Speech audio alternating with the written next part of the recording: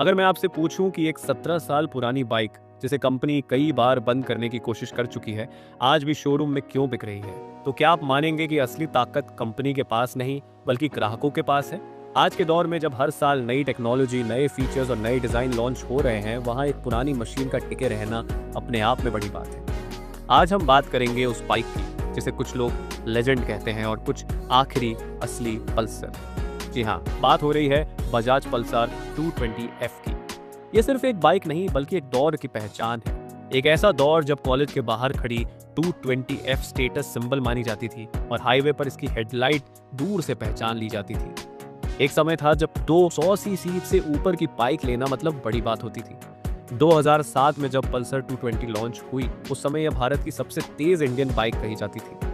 उस दौर में 220 सीसी इंजन, सेमी फेयर्ड लुक और लगभग 140 किलोमीटर प्रति घंटे की टॉप स्पीड किसी सुपर बाइक से कम नहीं लगती थी। उस समय मार्केट में इतने विकल्प नहीं थे और 220F ने युवाओं को पहली बार बिग बाइक फील दी थी। धीरे धीरे समय बदला, मार्केट में यामाहा, KTM और दूसरे ब्रांड्स की एंट्री हुई।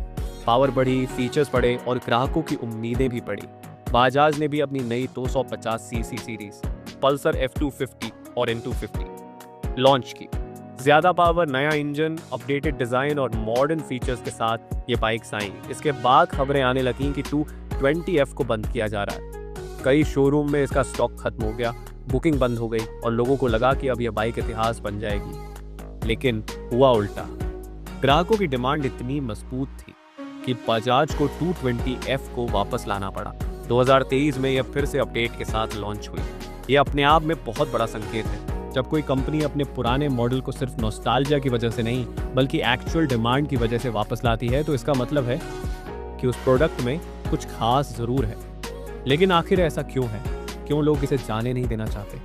चलिए पहले इस बाइक को ठीक से समझते हैं और देखते हैं कि तकनीकी रूप से यह कितनी मजबूत है और आज के दौर में कहाँ खड़ी है। बात करते हैं इसके इंजन की। पल्सर 220F में 220 सीसी का single cylinder oil cooled fuel injected engine मिलता है जो लगभग 20.4 PS की पावर और 18.5 Nm का टॉर्क देता है। 5 स्पीड गियरबॉक्स के साथ यह बाइक शहर में स्मूथ राइड और हाईवे पर अच्छी क्रूजिंग क्षमता देती है। इसकी पावर डिलीवरी बहुत एग्रेसिव नहीं है लेकिन लिनियर और रिलायबल है। यही वजह है कि कई लोग इसे डेली कम्यूट और वीकेंड राइड दोनों के लिए इस्तेमाल करते हैं। अगर इसकी तुलना पल्सर F250 से करें तो F250 में 249 सीसी का इंजन है जो करीब 24.5 PS की पावर देता है और ज्यादा टॉर्क भी जनरेट करता है। यानी कागज पर F250 ज्यादा ताकतवर है। इसमें नया प्लेटफॉर्म, बेहतर चेसिस और 5 स्पीड गियरबॉक्स के साथ ज्यादा रिफाइंड अनुभव मिलता है। लेकिन 220F का इंजन सालों से टेस्टेड और प्रूव्ड है। कई पुराने राइडर्स का कहना है कि 220F का थ्रॉटल रिस्पॉन्स और उसका मिड रेंज पंच आज भी दिल जीत लेता है। अब डिजाइन पर आते हैं। 220F का सेमी फेयर्ड लुक उसे एक स्पोर्ट्स बाइक जैसा एहसास देता है। इसका प्रोजेक्टर हेडलैम्प, विंडो स्क्रीन और स्प्लिट सीट डिजाइन इसे एक अलग पहचान देते हैं। रात में इसकी हेडलाइट की रोशनी और सामने से दिखने वाला लुक इसे खास बनाता है। वहीं नई F250 और N250 ज्यादा नेकेड और मॉडर्न स्टाइल में आती हैं। वे मस्कुलर जरूर लगती हैं, लेकिन 220F का क्लासिक स्पोर्टी सिलुएट आज भी कई लोगों के दिल में बसा हुआ है। राइडिंग पोजीशन की बात करें तो 220F में हल्के क्लिप ऑन हैंडल बार मिलते हैं जो इसे थोड़ा स्पोर्टी बनाते हैं, लेकिन पूरी तरह आक्रामक नहीं। लंबी दूरी पर भी यह ज्यादा थकान नहीं देती। इसकी सीट चौड़ी और आरामदायक है जिससे पिलियन भी आराम से बैठ सकता है। सस्पेंशन सेटअप ऑर्डिनरी है लेकिन भारतीय सड़कों के हिसाब से संतुलित है। ब्रेकिंग में अब सिंगल चैनल ABS मिलता है जो सेफ्टी के लिए जरूरी है। आगे और पीछे डिस्क ब्रेक का सेटअप है। हालांकि इसमें ड्यूल चैनल ABS नहीं मिलता जो आजकल कई बाइकों में आम हो चुका है। यही वो जगह है जहां 220F थोड़ी पुरानी लगती है। माइलेज की बात करें तो रियल वर्ल्ड में ये करीब 35 से 40 किलोमीटर प्रति लीटर का औसत दे देती है जो इस सेगमेंट में नॉर्मल माना जाता है। 250 सीसी बाइक्स आमतौर पर थोड़ा कम माइलेज देती है। यानी अगर आप पावर और एफिशिएंसी के बीच एक समझदारी भरा विकल्प चाहते हैं तो 220F अभी भी एक मजबूत दावेदार है। अब सवाल उठता है कि बजाज इसे बंद क्यों करना चाहता था। इसका सीधा कारण है प्रोडक्ट स्ट्रैटेजी और भविष्य की योजना। कंपनी चाहती है कि ग्राहक नए प्लेटफॉर्म और ज्यादा प्रीमियम मॉडल की ओर बढ़े। नई टेक्नोलॉजी, बेहतर मार्जिन और ग्लोबल मार्केट के हिसाब से डिजाइन किए गए मॉडल कंपनी के लिए ज्यादा फायदेमंद होते हैं। लेकिन 220F की मजबूत फैन फॉलोइंग और स्थिर बिक्री इस रणनीति को पूरी तरह लागू नहीं होने देती। यह भी सच है कि 220F का प्लेटफॉर्म पुराना है।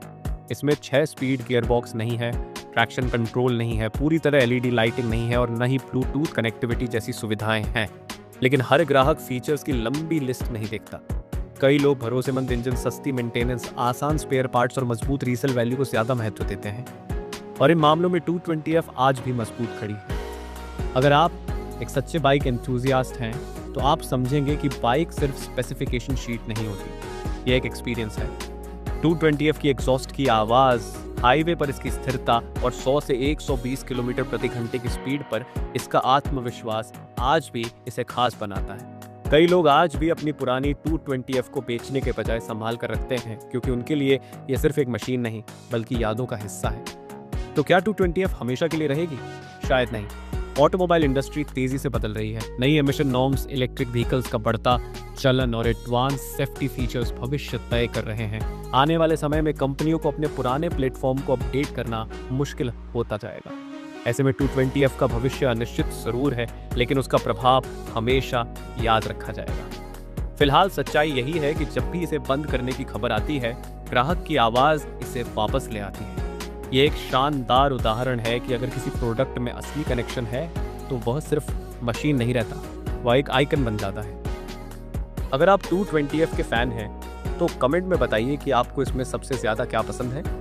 इसका लुक, इसकी पावर, इसकी आवाज़ या उससे जुड़ी आपकी कोई खास याद। आपकी राय जानना हमारे लिए बेहद दिलचस्प होगा। वीडियो पसंद आया हो तो लाइक ज़रूर करें, अपने दोस्तों के साथ शेयर करें और चैनल को सब्सक्राइब करना न भूलें। मिलते हैं अगले वीडियो में। आपका समय देने के लिए धन्यवाद।